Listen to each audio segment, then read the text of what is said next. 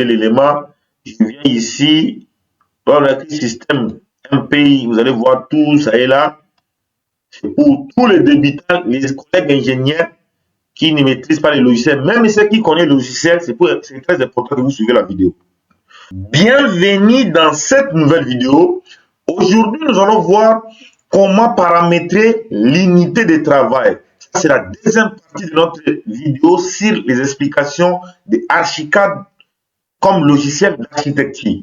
Il est très important de savoir quelle unité de travail que tu vas utiliser avant de commencer à dessiner. Sans plus tarder, pour pouvoir paramétrer l'unité de travail, il te faut aller là où on a écrit Options, et puis vous descendez directement, on a écrit Préférences projet. Quand vous terminez à descendre au niveau de Préférences projet, vous venez là, on a écrit Unité de travail. Je vais faire un clic gauche ici au niveau de l'unité de travail. Ça va nous ramener sur cette interface. Je vais vous décrire cette interface concrètement pour que vous puissiez savoir comment ce logiciel est en train de fonctionner. Parce que j'ai essayé de diviser la vidéo courte pour vous faciliter à comprendre facilement les logiciels d'architecture. Ici, directement, on va dire unité. Quand on va dire unité ici, vous paramétrez s'il faut utiliser le mètre, les centimètres, décimètres, millimètres ou quoi, ça dépend de vous. On va venir ici, sur le petit crochet ici, on va cliquer ça. Ça nous a dit ici mètre, décimètre, centimètre, millimètre. Ça dépend, mais moi, je préfère utiliser le mètre. Si vous voulez utiliser les centimètres, vous pouvez l'utiliser. Moi, j'utilise le mètre, et puis je vais prendre le mètre ici, et puis je vais venir ici, là on a écrit décimal, je vais changer les nombres de chiffres. Je vais mettre D pour dire qu'il y aura virgule et D, 0 après la virgule, c'est fini. Maintenant, une fois terminé, nous descendons aussi deuxième aspect. Ici, nous a dit unité de surface. Superficie, cela veut dire notre superficie là, nous voulons que ce soit comment. Et puis vous allez venir ici, vous allez prendre le mètre carré, parce qu'on n'avait plus le mètre là-bas. Et puis ici, on va prendre toujours des chiffres après la virgule. C'est bon. Et puis nous descendons justement, on a écrit unité de volume. Ici, c'est pour nous donner l'unité de volume qu'on va utiliser. Et puis on va venir ici. On va prendre mètre cube, parce qu'on avait déjà pris le mètre là-bas. Il faut que ça soit égal pour éviter que quand vous dessinez, ça puisse poser des problèmes. Il faut suivre la vidéo jusqu'à la fin, regarder ce que je suis en train de faire pour mieux comprendre. Une fois terminé, ici, je vais prendre des chiffres après la virgule. Une fois terminé, nous avons ici ce qu'on a écrit unité angulaire. L'unité angulaire ici, ça nous permet de savoir ce qu'on veut dessiner. Moi, je vais prendre le degré décimal ici. Et puis, je vais changer. Ici, là, on a écrit décimal. Ici, je vais prendre des chiffres après la virgule. Ici, il ne faut pas toucher. Ici, il ne faut pas toucher. Là, on a dit unité mise à page. Il ne faut pas toucher ça. Et puis, ici, décimal, il ne faut pas toucher. Quand je termine, je fais OK. J'ai déjà terminé à paramétrer l'unité de travail. Maintenant, il y a un aspect. Sur l'onglet option ici, il y a plusieurs choses. Nous avons ici justement ce qu'on appelle attribut d'éléments. Au niveau de l'attribut d'éléments ici, cela nous permet d'avoir les calques de vie, modèles. Ça nous permet d'avoir des lignes.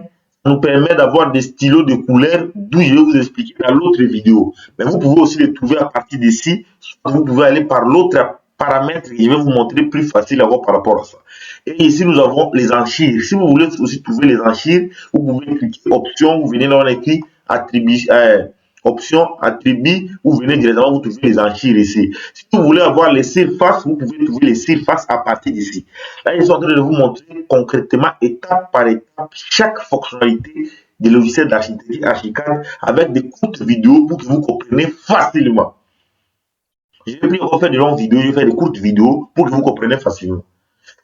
Et puis ici, nous avons ce qu'on appelle matériaux de construction. Vous pouvez trouver tous les matériaux de construction. Si je clique ici, vous allez voir tous les matériaux de construction. Vous avez vu ici, tous les matériaux de construction, ça y est ici. Si je fais un retour ici, je viens ici, justement au niveau de option ici. au niveau d'attributs ici, si je clique ici, vous allez voir les cartes de vie ici. Parce qu'il fallait que je puisse d'abord vous montrer des preuves palpables que vous puissiez comprendre comment fonctionnent les logiciels. Si je fais les retours ici, je vais au niveau de options ici, je vais au niveau des lignes ici, vous allez voir les différents types de lignes ici.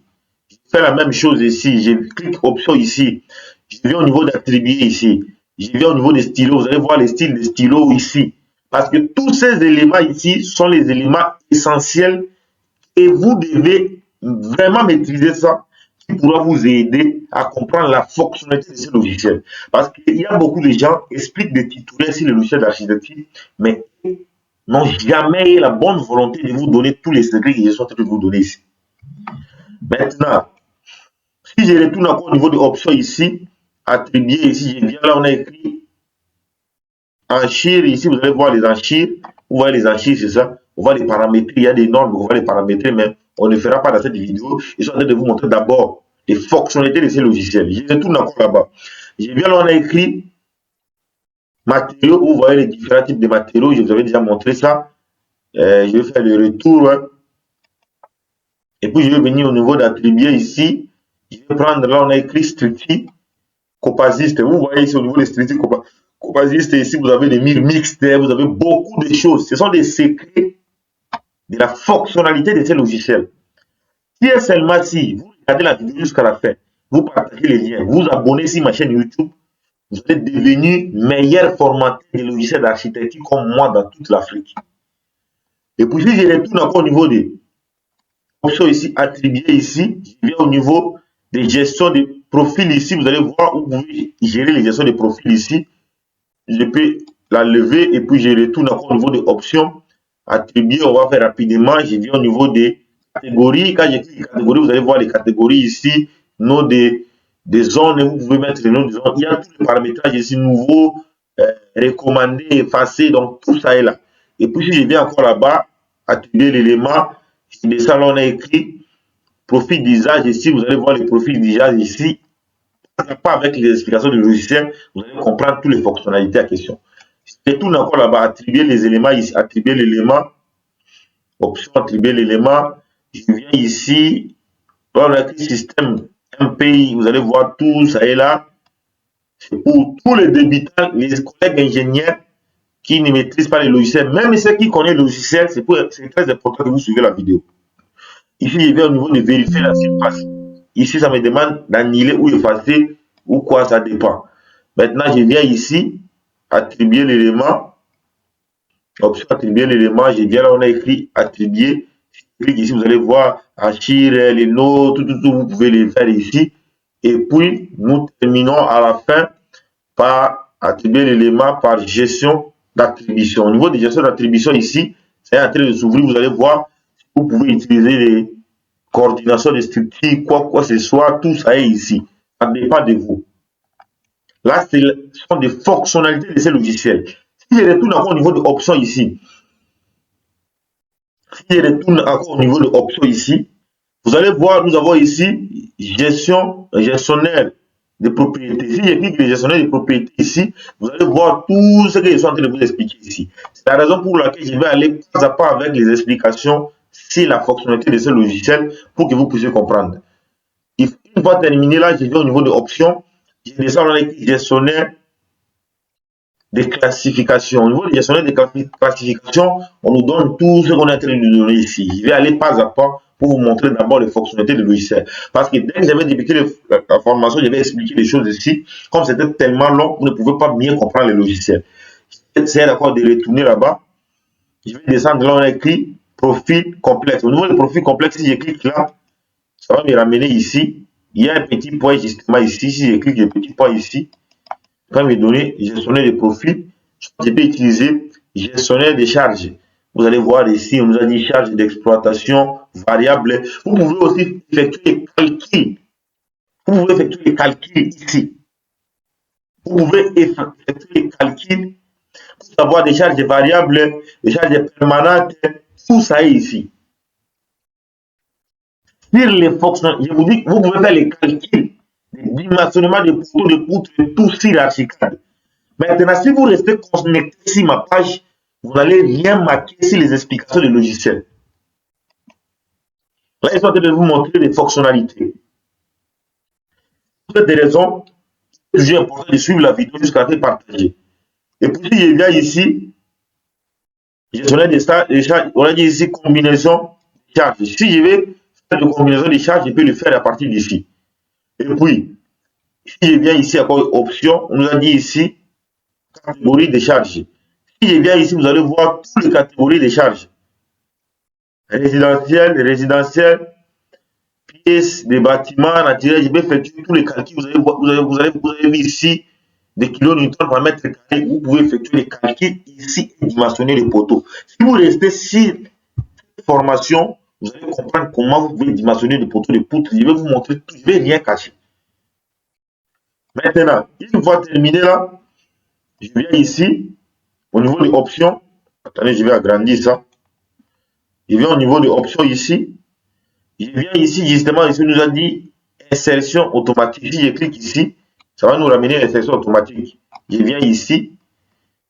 Et puis, au niveau des options ici, gestion, on nous a dit ici, gestionnaire d'extension.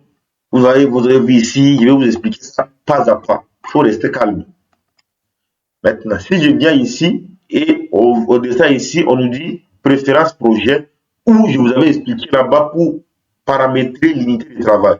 Il y a des endroits où vous pouvez trouver préférence projet, soit vous pouvez trouver par fenêtre, soit par option ici, vous pouvez le trouver, vous avez paramétré l'unité de travail. Ce sont les fonctionnalités du logiciel. Et puis ici, nous avons l'environnement de travail, vous pouvez trouver ici fenêtre, soit vous pouvez trouver ça à partir d'ici. Restez connectés sur cette vidéo pour ne pas rater la suite de nos explications. Car c'est très important de savoir comment fonctionne ces logiciels d'architecture. Dites-moi dans les commentaires ce que tu as retenu tout au long des explications sur les logiciels d'architecture, d'où je suis en train d'expliquer les fonctionnalités de ces logiciels. Restez connectés pour ne rien rater. Nous ne dormons pas, nous continuons avec sérénité dans notre projet de R+9. Actuellement, je suis sur chantier pour vous présenter la continuité de notre projet de R+9, d'où nous sommes maintenant à la partie 4e étage où nous sommes en train de réaliser. Parce que ici en bas, c'est le niveau des rez-de-chaussée. Nous avons le premier étage, 2e étage, 3e étage et 4e étage où nous sommes en train de réaliser. Vous devez savoir que pour pouvoir effectuer les projets de construction que vous voyez ici, il y a eu des étapes clés qu'on a suivies du début jusqu'à la fin pour pouvoir réaliser les projets en question. La première des choses, pour pouvoir réaliser les bâtiments en question, on avait d'abord emboîté les pas sur les visites de sites. Le rôle principal des visites de sites, c'était pour regarder l'emplacement où nous allons positionner notre bâtiment et regarder les types de terrain. Une fois terminé à faire les visites de sites, on avait passé par l'étape de l'étude de faisabilité technique. L'étude de faisabilité technique consiste à vérifier si un projet de construction est réalisable ou pas. Une fois terminé l'étude de faisabilité, c'est là où on avait compris réellement que nous pouvons réaliser les projets sur cet endroit. Une fois terminé, on a passé par l'étude géotechnique. L'étude géotechnique, c'est l'opération de sondage pour déterminer la capacité portante du sol. Ça s'effectue comment? Ça s'effectue à l'aide des appareils de vérification, autrement appelés les parallélomètres. Nous avons des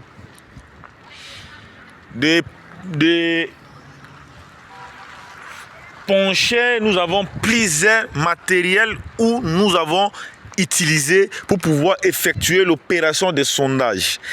Une fois terminé l'étude des sols, nous avons passé par les laboratoires. Pour pouvoir aller au niveau des laboratoires, nous avons ramené des composants des différents types de couches de sol au laboratoire pour vérifier est-ce que les sondages que nous avons effectués, ça a été bien respecté ou pas.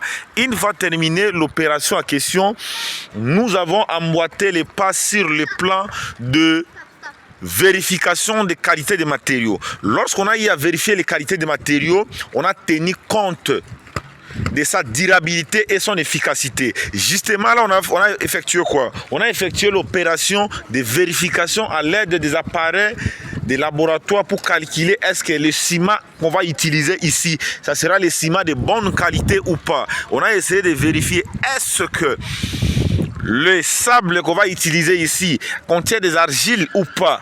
Vous voyez, nous avons des sables là, nous avons nos kayas c'est ici, nous avons nos aglos là pour l'élévation des murs là-bas. On a eu à vérifier les qualités des matériaux. Une fois terminé à vérifier les qualités des matériaux, nous avons passé par la conception architecturale. Pourquoi? Parce qu'on devait d'abord savoir si le projet de construction sera réalisable ou pas. Et on devait d'abord savoir la capacité portante du sol pour pouvoir maintenant concevoir. Là où on a passé maintenant sur le plan architectural, on a fait le vie en plat de ces bâtiments que vous voyez ici. Dès qu'on a terminé le vie en plat de ces bâtiments, on a passé par l'étape des plans de fondation. On a effectué les plans de fondation par l'ingénieur chargé de l'étude des sols et le géotechnicien. Quand ils ont effectué les plans de fondation, on a terminé par l'étape des plans de fondation. On a emboîté maintenant l'étape de calcul de structure. Cela veut dire qu'on a fait le dimensionnement des poteaux, le dimensionnement des poutres, le dimensionnement des semelles, le dimensionnement de la dalle. On a dimensionné tout. Comment ça s'effectue? Vous devez savoir que les poteaux, c'est vertical, tandis que les poutres, c'est horizontal. Tout ce que vous voyez ici horizontalement, c'est ce qu'on appelle poutre. Ce qui est verticalement tout droit, c'est ce qu'on appelle poteau. Pour dimensionner un poteau, il y a des calculs spécifiques à effectuer pour pouvoir dimensionner un poteau. Pour pouvoir dimensionner une poutre, il y a aussi des calculs spécifiques pour pouvoir dimensionner une poutre.